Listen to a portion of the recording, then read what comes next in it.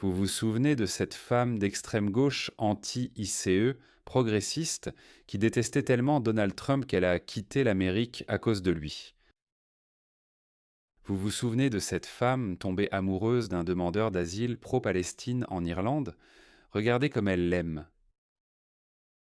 Pauvre femme. Suicidaire. Si l'empathie suicidaire avait un visage, ce serait celui-ci. Nous avons une mise à jour sur cette pauvre femme. Elle, elle a été retrouvée morte la semaine dernière dans sa chambre où elle a été découverte par sa jeune fille de 14 ans qui, je pense, va devenir très à gauche. Qui, je pense, va devenir très à droite en grandissant. Pauvre fille, j'ai tellement de peine pour elle. Donc, il y a une mise à jour à son sujet. Malheureusement, ce conte de fées s'est terminé en catastrophe. Écoutons la mise à jour. Une mère américaine tuée en Irlande. Jamie Carney a été retrouvée morte chez elle la semaine dernière. Selon les médias irlandais, une personne recherchée dans le cadre de l'enquête a été arrêtée en Jordanie. Lauren Green couvre l'affaire en direct de New York. Bonjour Lauren. Bonjour. Les autorités jordaniennes ont arrêté l'homme que la police irlandaise veut interroger pour le meurtre de l'américaine Jamie Carney. Nous en apprenons plus et vous donnons de nouveaux détails sur cette affaire. Cependant, la police irlandaise n'a pas encore révélé le nom de cet homme. Selon les médias irlandais, le ressortissant jordanien de 28 ans a été arrêté hier par les autorités là-bas. Il a été appréhendé dans une tribu. L'Irlande est sans doute la capitale mondiale du progressisme, proche de l'Espagne. L'Espagne et l'Irlande sont les capitales du progressisme dans le monde. La grande majorité de la population de ces pays est en réalité pro-palestinienne. Ils sont en réalité favorables aux demandeurs d'asile. Ils adhèrent vraiment au récit selon lequel Israël commet un génocide en Palestine. Ils ont donc plus de sympathie pour ces personnes. C'est sans doute pourquoi ils n'ont même pas révélé son nom, voulant garder ça secret. Mais il existe une petite minorité en croissance d'activistes de droite qui veulent redresser le pays.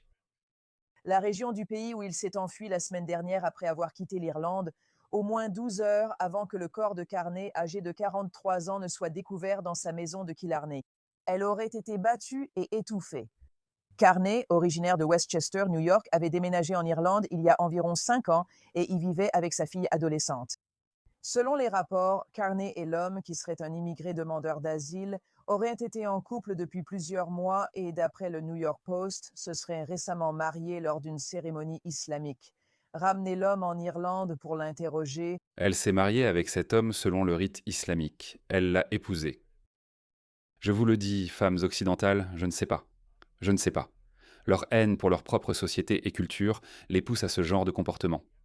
Ce serait difficile car la Jordanie et l'Irlande n'ont pas de traité d'extradition et la police irlandaise n'a pas officiellement désigné l'homme comme suspect. Nous avons contacté le département d'État américain pour savoir s'il prévoit d'aider à l'extradition, car nous avons des relations diplomatiques avec la Jordanie. Et il n'est pas clair, cependant, à ce stade, combien de temps l'homme peut être détenu sans être interrogé ou inculpé. Oui, les États-Unis devraient intervenir. C'est un citoyen américain qui a été assassiné par ce barbare. Donc, il y a plus d'informations à ce sujet. Je veux te lire quelques détails. Donc, il a été arrêté et sa famille, en fait, s'entête encore davantage. Ils prétendent qu'il s'agit de racisme. Je pense que ces idiots ne comprennent pas que ce mot n'a plus la signification qu'ils pensaient, qu'il avait autrefois. Shahada al-Sakar est le nom du gars. Il a exigé 5 000 € par semaine de sa femme, Jamie Carney, peu de temps avant qu'elle ne soit battue et étouffée. La publication TikTok de Jamie Khan, mentionnée dans le journal, où elle l'appelle son mari, ainsi que le mariage secret à la mosquée, indique qu'elle a suivi le processus islamique appelé nikah. Ils vont à la mosquée devant un imam, réalisent donc la cérémonie de nikah avec 3 témoins masculins, et c'est terminé. Les hommes musulmans pensent qu'ils ont désormais des droits particuliers sur cette femme. Qu'est-ce qu'on fait, les gars? Qu'est-ce qu'on fait? À notre époque, si tu te maries, je suis désolé, je ne sais pas quoi dire. Allez, je veux dire, en même temps, je suis conscient du fait que cette femme est une victime. Et évidemment, elle a une jeune fille. Je ne tire aucune joie de ça, mais je suis extrêmement frustré, les gars. Combien de temps ça va continuer comme ça? Combien de temps ça va continuer comme ça? Vous savez, ma partenaire était australienne. J'ai été avec elle pendant 13 ans. Une femme très forte. Et quand je l'ai rencontrée en 2007, j'étais déjà devenu athée. Donc je ne me souciais pas vraiment de l'islam, du mariage islamique ou de quoi que ce soit. Nous ne nous sommes jamais mariés, mais on plaisantait souvent à ce sujet. Je disais, tu sais quoi, pour que ma famille l'accepte, est-ce que tu ferais juste un faux mariage islamique? Elle disait, non, jamais. Et ce n'est pas que j'allais vraiment le faire, parce que je n'y croyais plus. Je ne croyais plus en l'islam.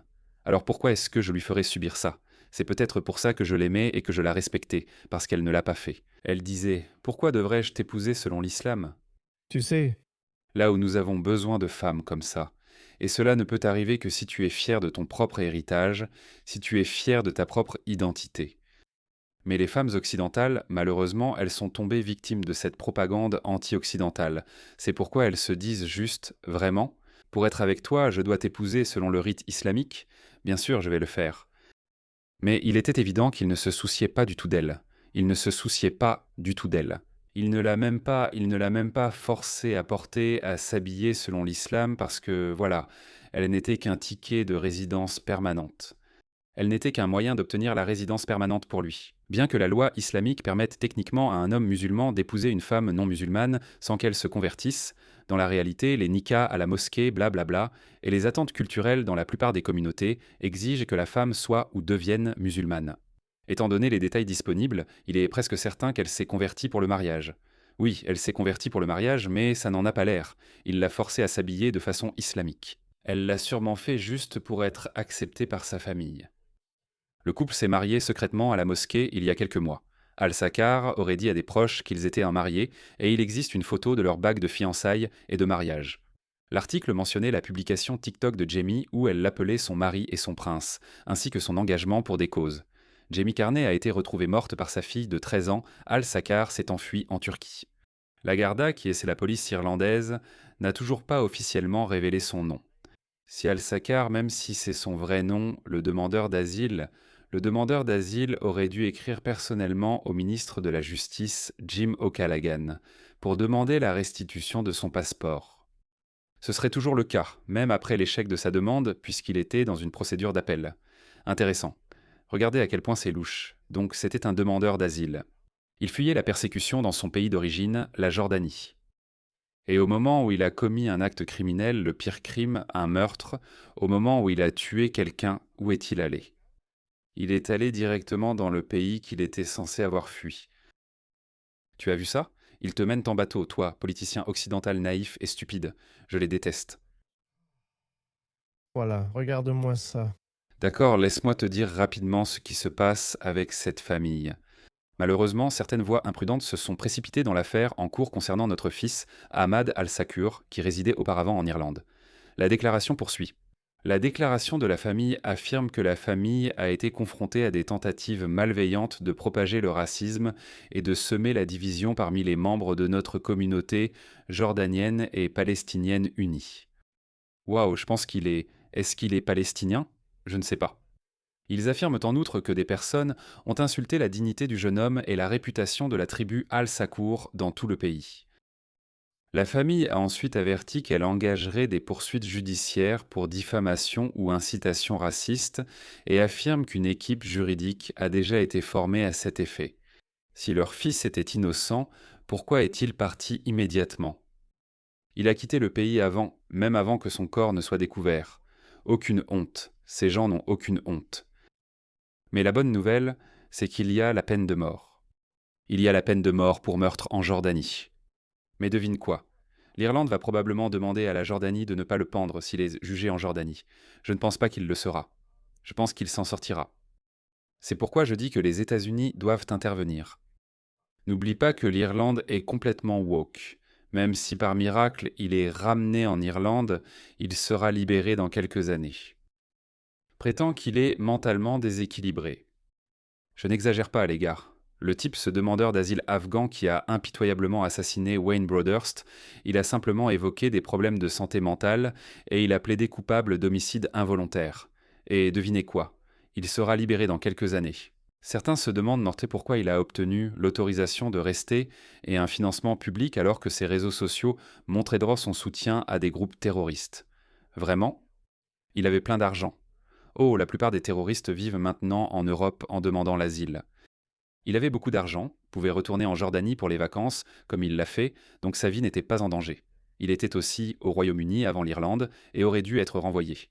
Pas besoin d'être détective pour le voir. Non, il suffit juste de retirer le bandeau que te met ton dogme idéologique. C'est tout.